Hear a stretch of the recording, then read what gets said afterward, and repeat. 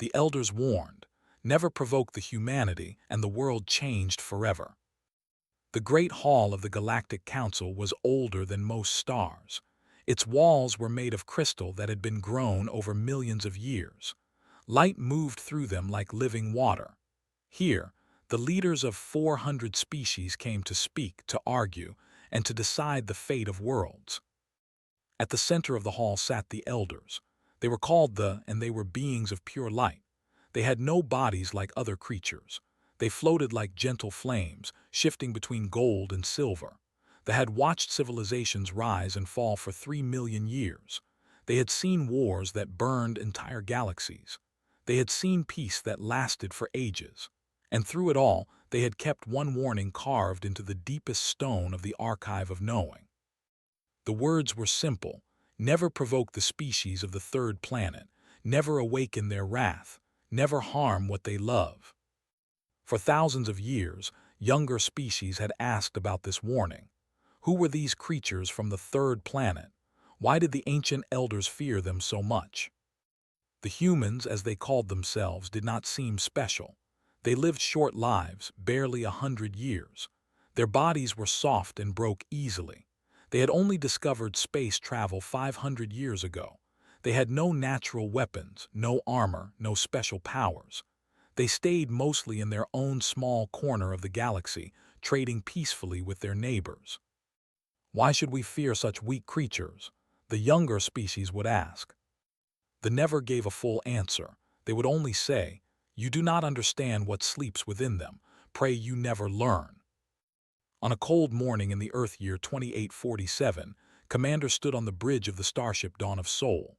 She was 43 years old, with short black hair and eyes that had seen too much loss. When she was young, her parents had died in the Mars colony collapse. A simple equipment failure had killed 3,000 people in a single night. Had been 12 years old, sleeping in her aunt's house on Earth. She never forgot that feeling of helplessness. She had joined the United Space Fleet the day she turned 18. She had fought pirates in the asteroid belt. She had rescued miners trapped in dying stations. She had earned every medal the fleet could give. But today, she faced something new. "Commander," her communications officer said, "we are receiving a transmission. It is not in any language we know." Walk to the main screen. The image that appeared made her blood run cold. The creature on the screen was tall and covered in gray scales. Its eyes were red, and its mouth was filled with sharp teeth. Behind it could see a massive warship, larger than anything humanity had ever built. "I am High General of the Dominion," the creature said. Its voice was translated by the ship's computer but could hear the arrogance in it. "We have claimed this sector of space. Your species will submit to Dominion rule. You will give us your resources, your technology, and your loyalty. You have 30 days to accept. If you refuse, we will destroy you." The transmission ended. Stood very still. Around her, her crew was silent. She could see fear in their eyes. She understood that fear. The Dominion was known across the galaxy as a brutal empire. They had conquered dozens of species. Their fleet was massive. Their weapons were advanced. But also felt something else, something hot and sharp in her chest. "Send a message to Earth Command," she said quietly. "Tell them what happened, and send our reply to the—" "What should the reply say, Commander?" her communications officer asked. Looked at the screen where the alien general had been. She thought about her parents. She thought about every human who had ever fought against impossible odds. She thought about what her people had survived: wars, plagues, disasters. They had nearly destroyed themselves a dozen times, but they always found a way to keep going. 2 words said, "We decline." Far across the galaxy in the Dominion's capital, High General received the human reply. He read it 3 times. Then he began to laugh. "These creatures are either very brave or very stupid," he said to his officers. "They have no idea what they face. Prepare the invasion fleet. We will teach these humans what happens to those who defy the Dominion." His officers cheered. They had conquered many worlds. This would be easy. But in the halls of the Galactic Council, the heard about this ultimatum. The ancient beings of light gathered in their private chamber. They did not speak with words. They shared thoughts and memories. One elder named showed the others what she had seen long ago. Images of Earth played across the chamber, cities burning, armies marching, weapons of terrible power being used, not against aliens, against other humans. The watched humans kill each other by the millions. They watched them invent ever more creative ways to cause death. But they also watched something else. They watched humans rebuild after every disaster. They watched them create art and music that could make even the weep. They watched them show kindness to strangers, sacrifice themselves for others, and love with a power that burned brighter than any star. They have made a terrible mistake, said to her fellow elders. They see human kindness and think it is weakness. They do not understand. Should we warn them? Another elder asked.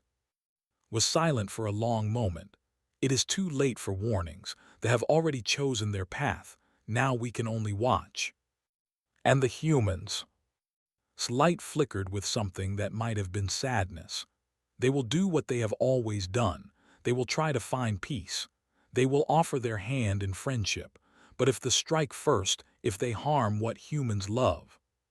She did not finish the sentence. She did not need to. On Earth, the leaders of humanity gathered in an emergency meeting. They talked through the night. Some wanted to fight. Some wanted to negotiate. Some wanted to run. Admiral Han, the commander of Earth's entire space fleet, listened to them all. He was an old man with white hair and a tired face. He had spent his whole life keeping peace. He had never wanted to fight a real war. We cannot defeat them with our current forces, one general said. Their fleet is 50 times larger than ours. Their weapons are more advanced. If we fight, we will lose. Then we must surrender, a politician said. Think of the lives we would save. You do not understand, another voice spoke. It was Doctor, a small woman with glasses and messy hair. She was a scientist, not a soldier, but when she spoke, everyone listened. They do not want surrender. They want slaves. They want our planet, our children, our future. If we submit, we do not survive. We simply die slowly instead of quickly. Admiral Han nodded. Doctor is right. We have no good choices, but we have one thing they do not expect. He looked around the room. We have been preparing for this day, quietly, secretly. We hoped we would never need to use what we built, but now the choice has been made for us. He pressed a button, and images appeared on the screen. They showed underground laboratories, massive machines, and equations that most people could not understand. What is this? The politician asked. Doctor stood up. It is called the Fold Drive, and it will change everything. Outside, the stars shone cold and distant. Somewhere among them, a fleet of warships was gathering. They thought this would be an easy conquest. They thought humanity was weak. They were about to learn how wrong they were. The elders warned, never provoke the humanity, and the world changed forever. The 30 days passed like a slow nightmare. On Earth, people tried to live their normal lives. Children went to school. Workers went to their jobs, but everyone knew what was coming. The news talked about nothing else. Some people prayed. Some people cried. Some people simply waited. Commander spent those 30 days flying between Earth's outer colonies. She visited Europa, the icy moon of Jupiter where 50,000 people lived in underground cities. She visited Titan, where scientists studied the strange orange clouds. She visited the mining stations in the asteroid belt, where workers pulled precious metals from floating rocks. Be ready to evacuate, she told them all. When the attack comes, save as many people as you can. On the 31st day, they came. Captain was sleeping in his small room on the destroyer Soul's light when the alarm started screaming. He jumped out of bed and ran to the bridge. Through the main window, he saw something that stopped his heart. 100 warships hung in the black sky like metal mountains. They were each 10 times larger than any human vessel. Their hulls were covered with weapons that glowed with deadly energy. All hands battle stations, ordered. His voice was calm even though his hands were shaking. Get me a connection to Europa Command. The communications officer tried. No response, Captain. Europa Command is gone. Stared at the screen. Where the main colony of Europa had been, there was now only fire and broken ice. 50,000 people, gone in an instant. They are broadcasting a message, the communications officer said, to all human ships. High General's face appeared on the screen. He was smiling. Humans of the outer colonies, he said, you have seen what happens to those who defy the Dominion. Your leaders refused our generous offer. Now you will pay the price. Surrender your ships and your stations, or die. The transmission ended. Around, his crew looked at him with desperate eyes. They were young, most of them. Many had never seen real combat. The Soul's Light was a small ship built for patrol duty, not war. Against even one warship they had no chance. But did not think about winning. He thought about the 12,000 civilians on the remaining stations, the families, the children. Navigation, he said. Plot a course to the survivors on Titan. Captain, the fleet is between us and Titan. We cannot. I did not ask if we could, said. His voice was hard now. Those people need us. We will reach them or we will die trying. That is our duty. The Soul's Light burned through space at maximum speed. Behind them, weapons fired. The shields screamed under the impacts. Sparks flew from damaged systems, but pushed forward. For 6 hours, the small destroyer danced through hell, used every trick he knew. He hid behind asteroids. He flew through fields of debris. He made his ship do things that should have been impossible, and slowly, painfully, they reached Titan. The research station was in chaos. People were running everywhere, trying to reach the evacuation ships, but there were not enough ships for everyone. Open all cargo bays, ordered. We will take everyone we can. His crew worked without rest. They packed people into every space available. Engineers sat with scientists. Children slept on the floor of the engine room. By the time they were done, 12,000 people were aboard a ship built for 200. Captain, his first officer said, we are too heavy. We cannot outrun the. Nodded. He had known this would happen. Then we will not run. We will fight. The Soul's Light turned to face the fleet. One small ship against 100 giants, opened a channel to all the survivors aboard. This is Captain, he said. I will not lie to you. Our chances are not good, but I want you to know something. Every person on this ship, every member of my crew has chosen to be here. We could have run. We could have saved ourselves. We chose to come back for you. That is what humans do. We do not leave each other behind. In the cargo bay, a little girl held her mother's hand. She did not understand everything the captain said, but she understood enough. She felt, for the first time since the attack began, that maybe things would be okay. The ships moved closer. Their weapons charged, gripped the arms of his chair and prepared to give the order to fire. Then something impossible happened. The space between the Soul's Light and the fleet began to twist. It was like watching water go down a drain, but the water was reality itself. Light bent. Stars stretched into long lines. And then, from nowhere, 30 human warships appeared. Commander's voice came over the radio. Soul's Light, this is the dawn of Soul. Sorry we are late. We had to test some new technology. Could not believe his eyes. The human ships were smaller than the vessels, but they moved with impossible speed.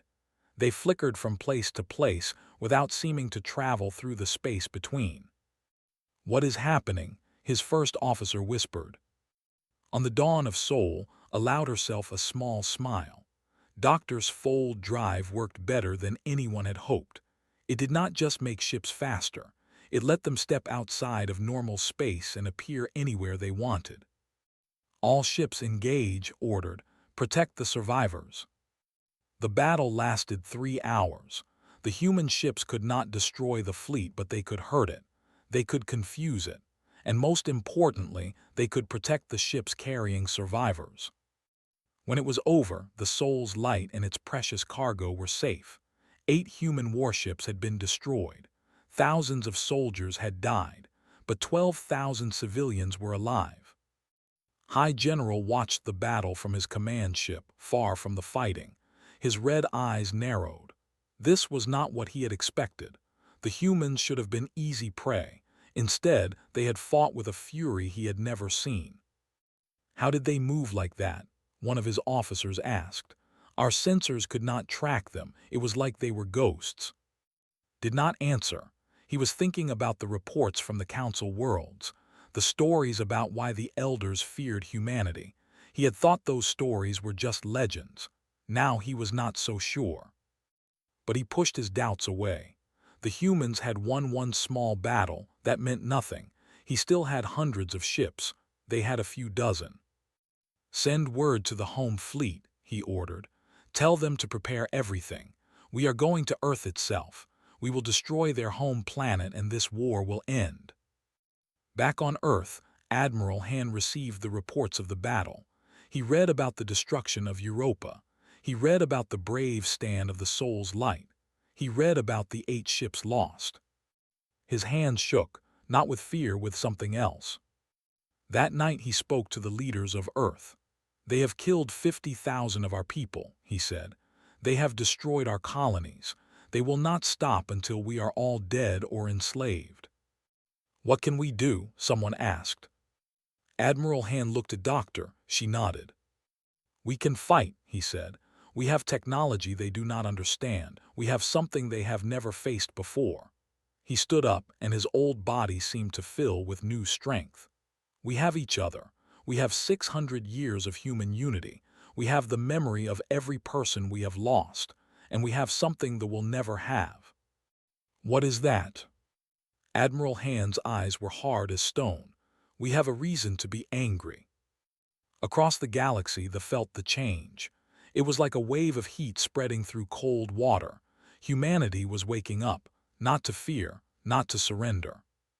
To war. Elder closed her eyes and remembered. She remembered the last time humanity had been this angry. It had been centuries ago, in a war they fought against themselves. The weapons they used had nearly destroyed their own planet. Now that anger was pointed outward, at an enemy that did not understand what it had done. "They have doomed themselves," whispered to the empty chamber. "May the universe forgive them, because humanity will not." The elders warned, "Never provoke the humanity," and the world changed forever. The funeral was held on a rainy morning in Seoul. 10,000 people stood in the streets, silent and still. They held umbrellas over their heads, but many had let the rain fall on their faces. They wanted to feel something, anything. On the great screens around the city, images played of the 50,000 dead, mothers and fathers, children and grandparents, scientists who had spent their lives studying the stars, miners who had worked hard to give their families a better life. All gone, turned to dust and memory in a single flash of alien weapons. Lieutenant stood in the crowd. She was 26 years old with a face that usually smiled easily, but she had not smiled in 3 days, not since she learned that her brother Jun had died on Europa. Jun had been a teacher there. He taught music to the children of the colony. He had sent a message just 2 days before the attack, telling her about a little boy who had finally learned to play the piano. The boy's name was Minyu. He was 8 years old. Minyu was dead now too. Watched the images on the screen. She saw Jun's face appear for a moment. He was smiling in the picture, holding his guitar. That was how she wanted to remember him, smiling, happy, full of life. She felt the tears running down her face, mixing with the rain. Around her, others were crying too. But beneath the tears, she felt something else growing, something hot and hard like a fire that would not go out. When the funeral ended, walked to the nearest military recruitment center. There was already a line stretching around the block. The officer at the desk looked tired. He had been processing volunteers all day. "Name?" he asked. Lieutenant Park, fighter pilot 3rd Fleet, I want to transfer to the offensive fleet. The officer checked his computer. Lieutenant Park, you are already assigned to Earth Defense. The offensive fleet is for. My brother died on Europa, said quietly. I know I might die too. I do not care. I want to fight. The officer looked at her for a long moment. Then he nodded and changed her assignment. All over Earth, the same scene played out. Millions of people volunteered. Factory workers, teachers, doctors, artists. They came from every country, every city, every background. They did not care about the differences that had divided them in the past.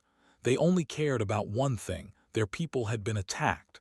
Their families had been murdered, and someone was going to pay. In the factories of Asia, machines that once made cars and phones now made weapons and ships.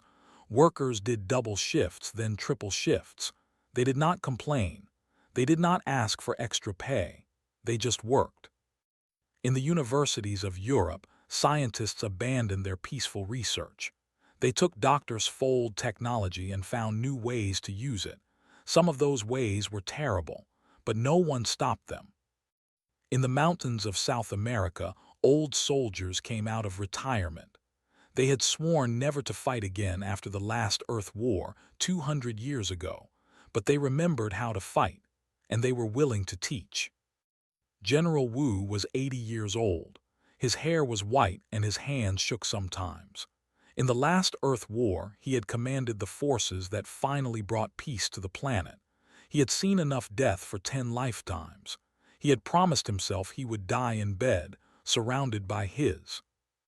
But when he saw the footage from Europa, when he saw the general laughing as he murdered civilians, something changed inside him. He put on his old uniform. It still fit. He walked into the Joint Defense Headquarters in New Seoul and asked to see Admiral Han. The young officers at the desk did not recognize him at first. Then one of them gasped, "General Wu, the General Wu from the last Earth War." Wu nodded. "I am old and I am tired, but I can still be useful. Tell Admiral Han that I am ready to serve."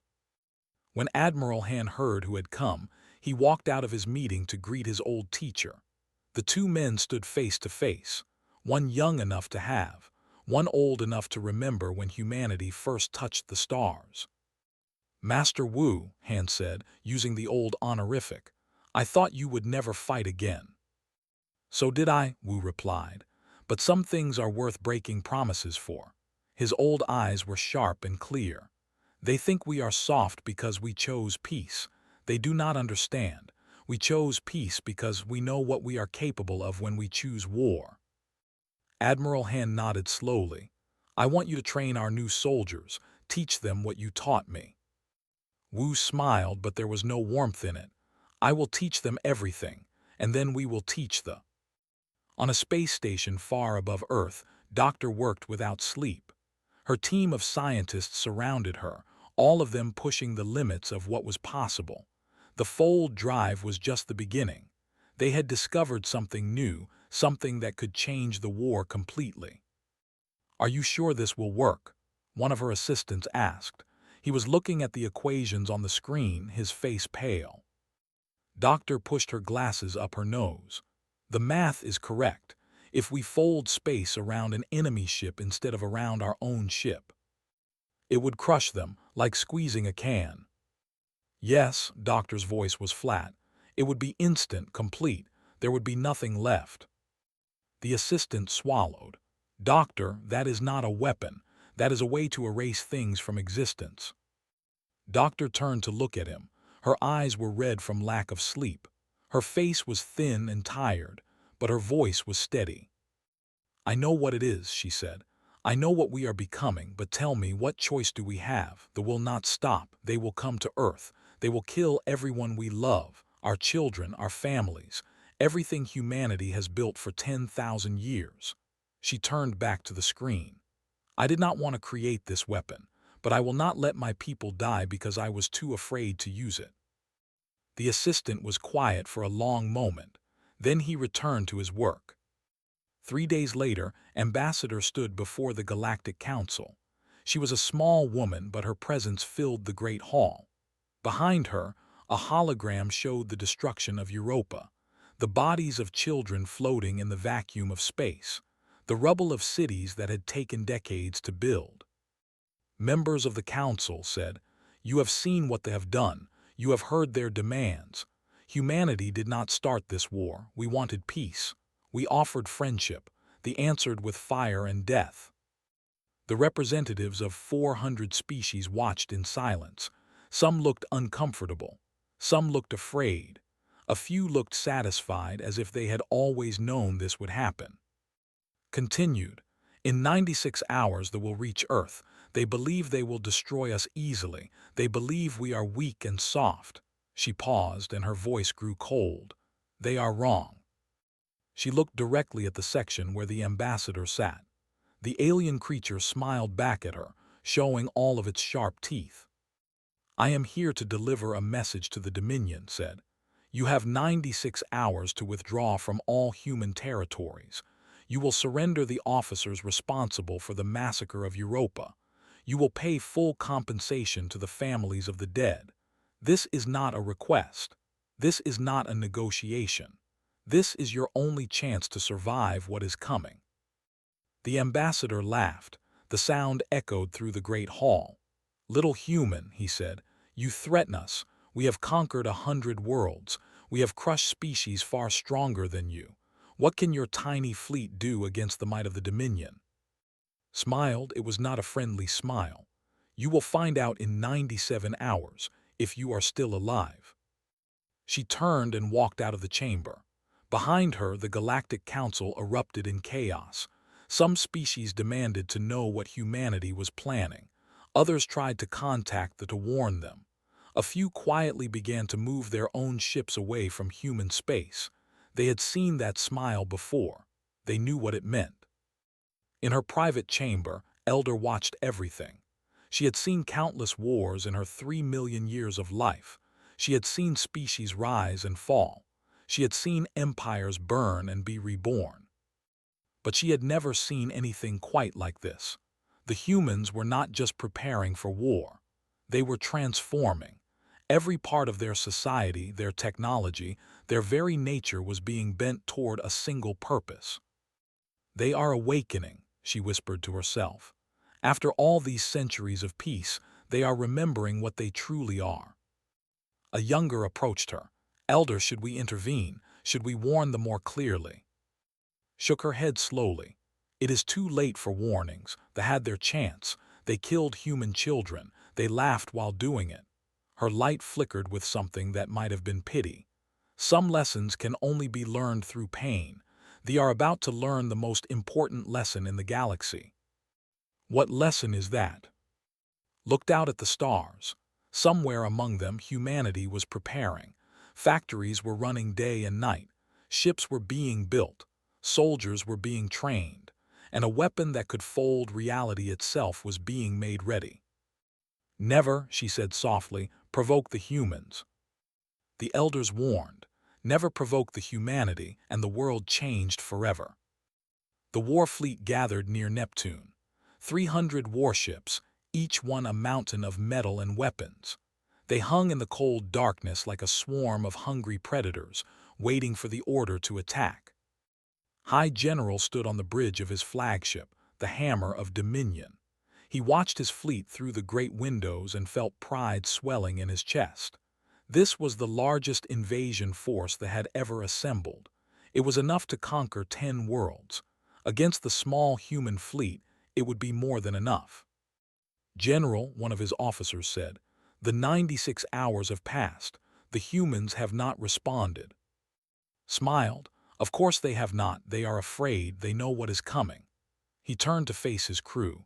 "Today we end this war. Today we add Earth to the Dominion's empire. Today we prove that the Elders' warnings were nothing but foolish old stories." His crew cheered. They had been waiting for this moment. "All ships," commanded, "begin the advance to Earth. Destroy anything that stands in our way." The great fleet began to move. 300 ships, their engines burning like stars.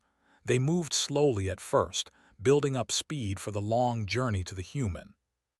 Then, without warning, everything changed. The space in front of the fleet began to twist. It was like watching fabric being pulled and stretched. Stars bent into strange shapes. Light curved in ways that should have been impossible. "What is happening?" demanded. Before anyone could answer, the twisting stopped, and where there had been empty space, there was now a human fleet. It was not a large fleet, perhaps 50 ships, all of them smaller than the smallest vessel, but they had appeared from nowhere like ghosts stepping out of a nightmare. Commander's voice came over all channels. "General, you were given a chance to withdraw. You refused. Now you will face the consequences." Laughed, but there was a nervous edge to it. 50 ships against 300. You are brave, human, but bravery will not save you. "You still do not understand," replied. Her voice was calm, almost sad. "We did not come here to fight you ship to ship. We came here to end this." On signal, every human ship activated their fold weapons at the same time. The effect was instant and terrible. The space around the fleet began to fold inward, not moving, not flying, but simply collapsing. Reality itself was being crushed into a single point. The ships had no time to react. They tried to flee, but there was nowhere to go. The folding space caught them and pulled them in. Metal screamed and twisted. Engines exploded. Ships that had taken years to build were crushed into balls smaller than a fist. In less than 10 seconds, 100 warships ceased to exist. They were not destroyed. They were simply erased as if they had never been. On the hammer of Dominion watched in horror. His mouth opened, but no sound came out. He had never seen anything like this. He had never imagined anything like this. "Impossible," he whispered. "This is impossible." "It is very possible," his voice came over the radio. "And we have more. Do you want to see?" His hands were shaking. Around him, his officers were screaming orders, trying to reorganize the fleet. But their confidence was gone. They had seen their ships vanish like morning mist. "All ships retreat," ordered, his voice cracked. "Fall back to the now." The remaining ships turned and ran. They fled at maximum speed, abandoning any thought of invasion. Behind them, the human fleet followed. But the humans were not trying to catch them. They were herding them, driving them back toward space, and the entire galaxy watched. In the Galactic Council, representatives of 400 species stared at their screens in shocked silence. They had seen the recordings. They had watched 300 warships, the pride of the Dominion, be reduced to nothing in minutes. "How is this possible?" one ambassador asked. His voice trembled. No one answered. No one knew what to say. The human counterattack was swift and terrible. Using the fold drive, Admiral Hand's fleet appeared directly in space. They did not destroy cities or kill civilians. They were surgical, precise. They targeted military bases, weapon factories, command centers. One by one, the tools of aggression were removed. Captain's ship, the rebuilt Soul's Light, was among the first to reach the. He had new scars now from the battle at Titan, but his crew was experienced and ready. "Captain," his first officer said, "we have fighters incoming, 40 ships." Nodded. "Let them come. Show them what happens when you hurt our people." The Soul's Light danced through the fighters like a blade through paper. The fold drive let them appear and disappear at will, striking from impossible angles. The pilots had never faced anything like it. They fired at empty space while the human ship destroyed them from behind. In the skies above the capital, Lieutenant flew her fighter with cold precision. Her squadron provided cover for the ground troops landing below. She thought of her brother Jun with every target she destroyed. She thought of little Minyu, the boy who had learned to play piano.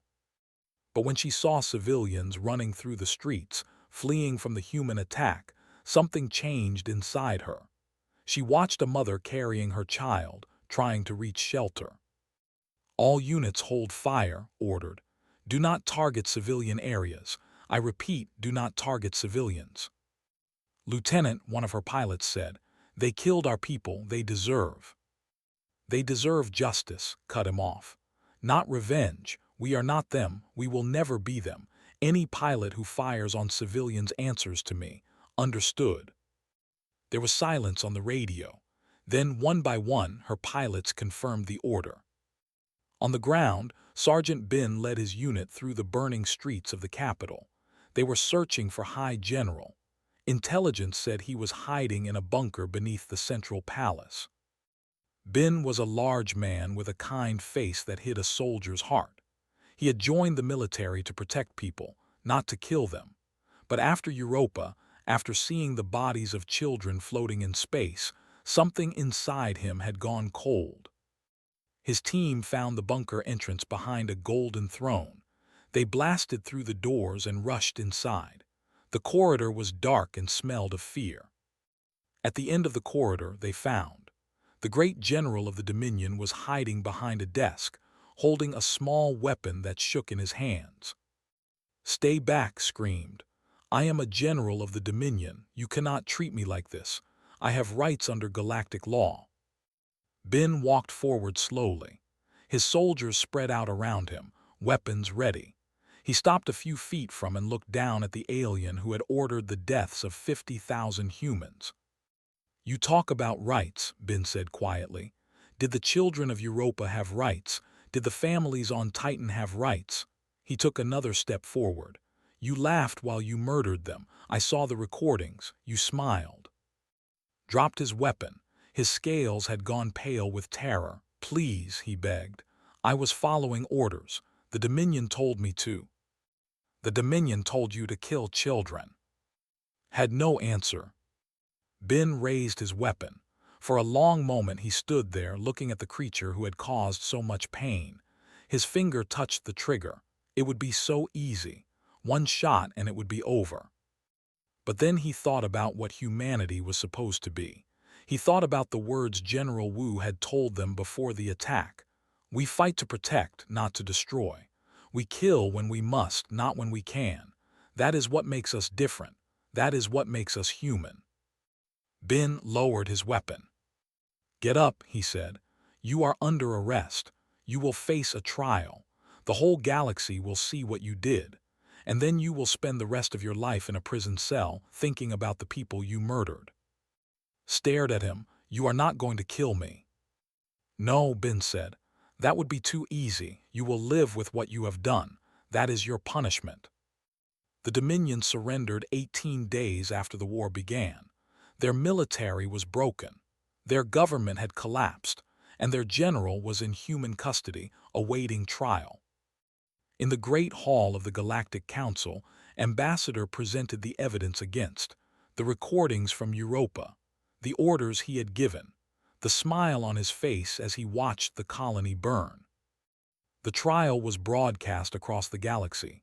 400 species watched as humanity demonstrated something unexpected: restraint.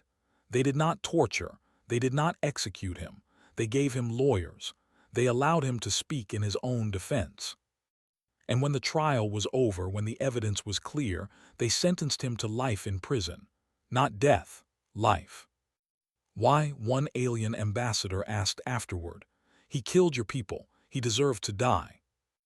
Looked at him with tired eyes. "We wanted to kill him. Every human in the galaxy wanted to see him dead. But we have learned over our long history that vengeance does not bring peace.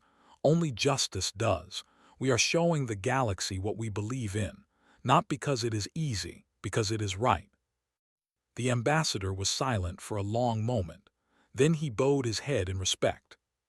Across the galaxy, species that had feared humanity began to see them differently. They had expected monsters. They had expected revenge and cruelty. Instead, they saw a people who could be terrible in war and merciful in peace. And in the quiet chambers of the Elder smiled for the first time in centuries. "They have done it," she said softly. "They have shown the galaxy who they truly are." The war was over, but the real change was just beginning. The Elders warned, never provoke the humanity, and the world changed forever.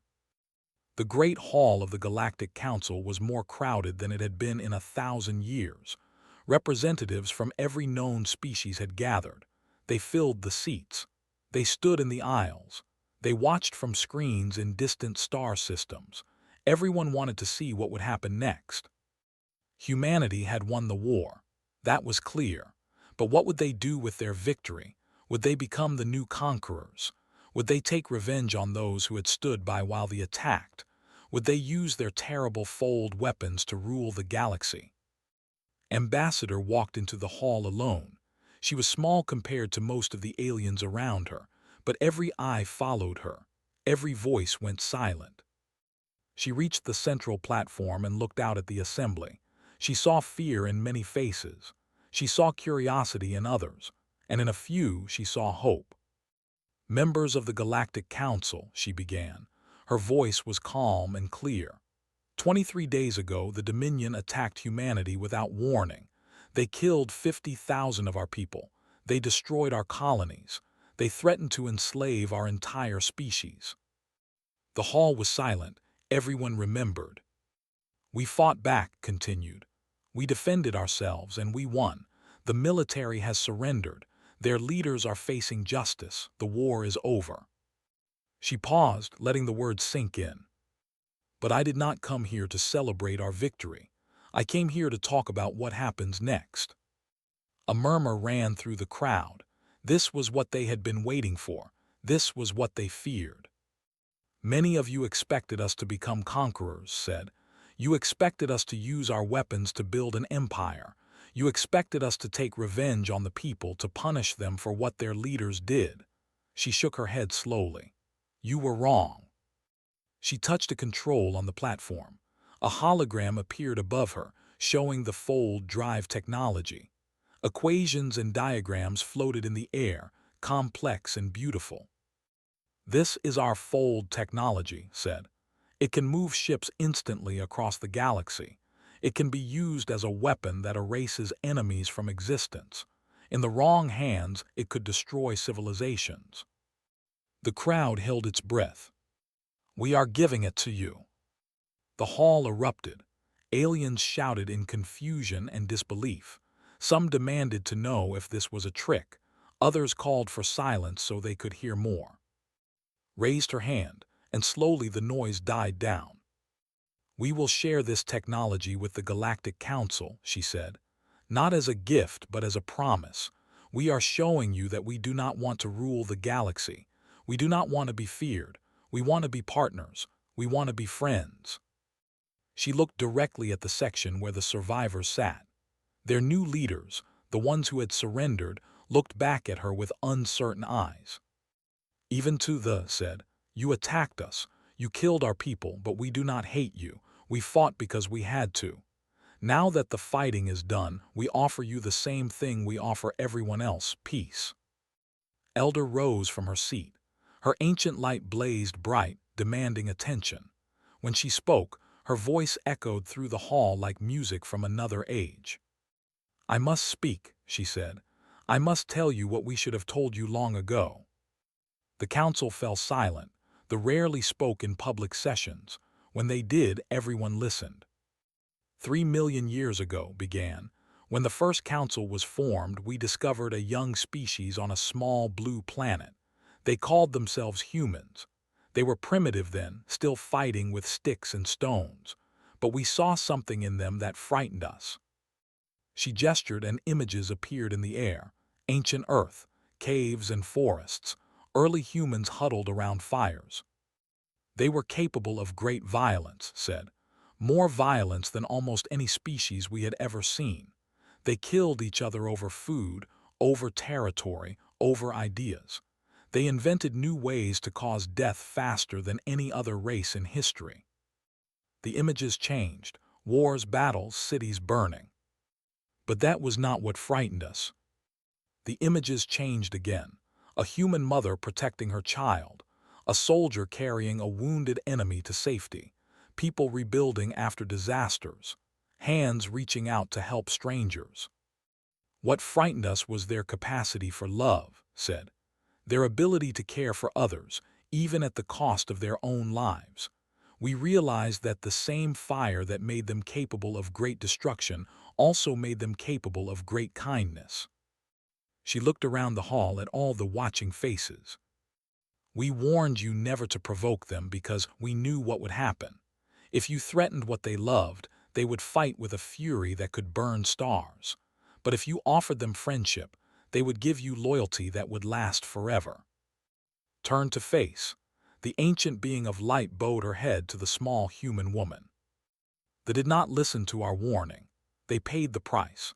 But humanity has shown us something today that we did not expect. They have shown us that they can win a war and still choose mercy. They have shown us that they can have the power to destroy and still choose to build. She raised her head and addressed the entire council.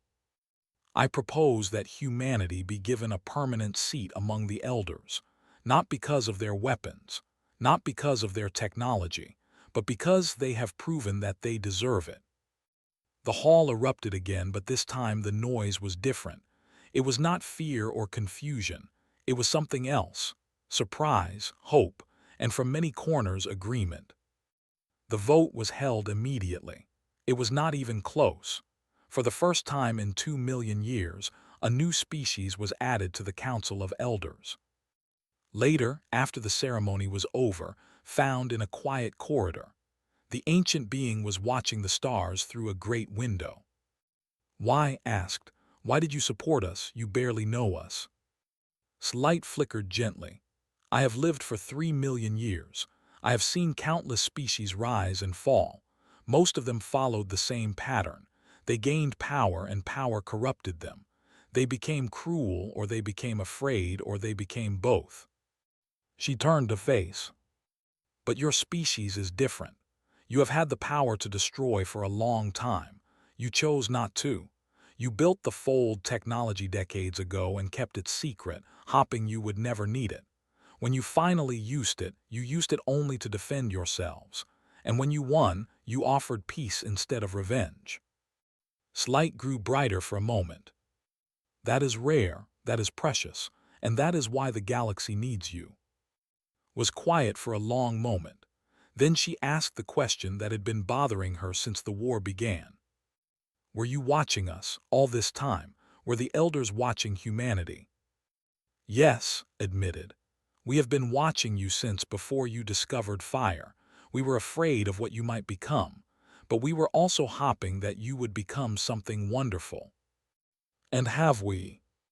Slight seemed to smile. You are still young, you still have far to go, but today you took a step that many older species never take. You showed that strength does not have to mean cruelty, that power does not have to mean domination. She touched the shoulder with a tendril of light. The galaxy is changing. You are changing it. And I think, for the first time in a very long time, the change might be for the better. Outside the great window, ships from 100 different species moved through space. Many of them had been enemies once. Now they flew side by side, united by something they had never expected to find: hope. The delegation left the council that day with a new agreement. They would receive help rebuilding their society. They would be welcomed back into the galactic community. But they would never forget what had happened. The memorial on Europa would stand forever, a reminder of what their leaders had done. High General in his prison cell watched the news reports. He saw the humans offering friendship to his people. He saw the accepting. For the first time in his life, he understood how wrong he had been, not just about the war, about everything. He had thought that strength meant domination. He had thought that victory meant crushing your enemies. The humans had shown him another way, and it was too late for him to follow it. Across the galaxy, the word spread. The humans had won the war. They had shown mercy. They had joined the elders, and they were offering to share their technology with anyone who wanted peace. The world had changed forever, not through conquest, not through fear, but through something far more powerful. Through choice, through hope, through love. And in a small park in Seoul, on a planet called Earth, children played beneath a new monument. The monument showed two hands reaching toward each other, one human, one alien. At the base were carved the words that would guide humanity for generations to come. We are stronger together.